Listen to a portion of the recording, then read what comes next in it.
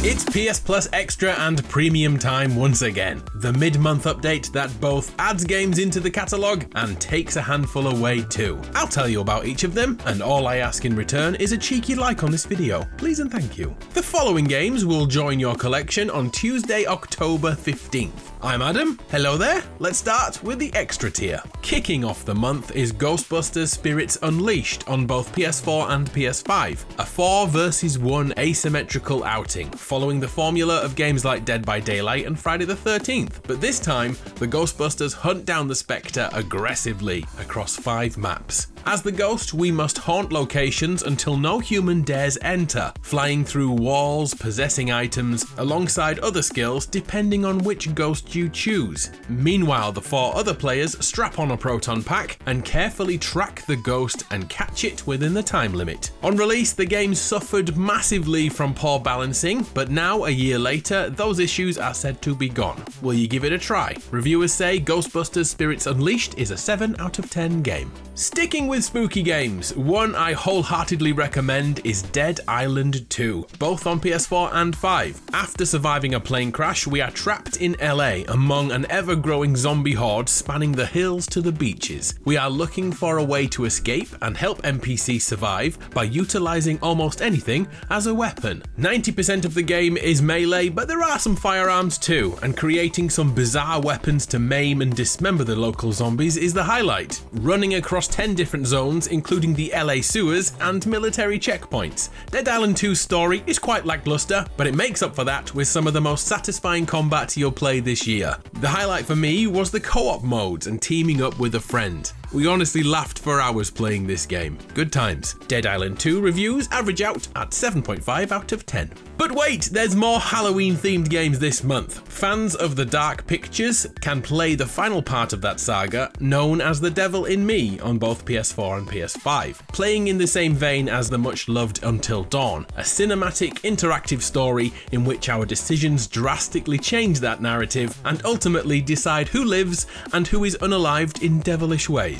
The Dark Pictures anthology The Devil in Me is another one that reviews at 7 out of 10. A game added to your collection already this month is The Last of Us Part 1. As PlayStation celebrated their 30th anniversary, the remake of the PS3's pinnacle was brought to the extra catalogue. Alongside the visual update are tweaks to the gameplay system, and of course the entire DLC that tells the story of Ellie before she met Joel, left behind. Without a doubt, The Last of Us is one of the most impactful games of a generation. Well worth your time to revisit it with all the upgrades. Moving away from Halloween, let's take a look-see at 2 Point Campus, a management sim in which we are the dean of a university and must build the perfect educational establishment. If you've played 2 Point Hospital, you already get the idea. As more students join the campus, the more resources need to be managed, from hiring and firing the staff to building classrooms, offices, research and development departments, and unlocking the potential of your students. It's super easy to pick up, quite impossible to perfect. 2 Point Campus releases into the catalogue on both PS4 and PS5.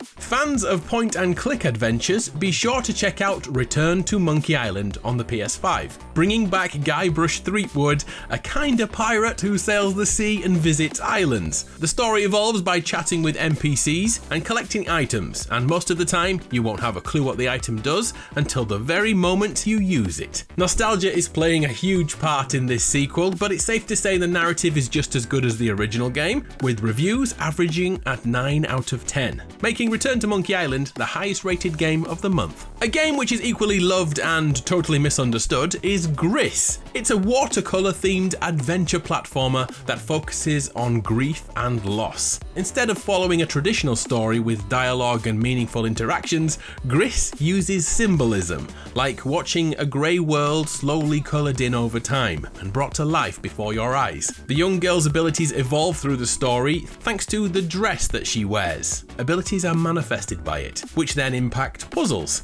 Gris has some perfect 10 out of 10 reviews and others as low as 6. Such a polarizing game. You'll have to try it yourself to understand. October on PS Plus Extra also brings us another sim game. This month, it's Firefighting Simulator The Squad. We become a firefighter and join the city's team and are dispatched to over 40 locations to assess and control the spread of fire. In solo, we climb the ranks at the fire station to become the boss, assigning roles to other members. Or we can play in co-op and join 3 other friends and adapt on the fly as someone always does something stupid. Because that's what friends do. Racing fans, we have 2 games for you this month. Overpass 2 on the PS5 has us control all-terrain vehicles across 5 game modes, testing our skill as a driver. Across 5 regions of the world, including the Baja Desert and the Johnson Valley. Average review score, 6 out of 10. The other racing game is Tour de France 2023, an endurance race that spans a month with only 1 day off a week. This one is more about managing energy levels and timing attacks to punish other cyclists on the road. And depending on how you set up the game initially,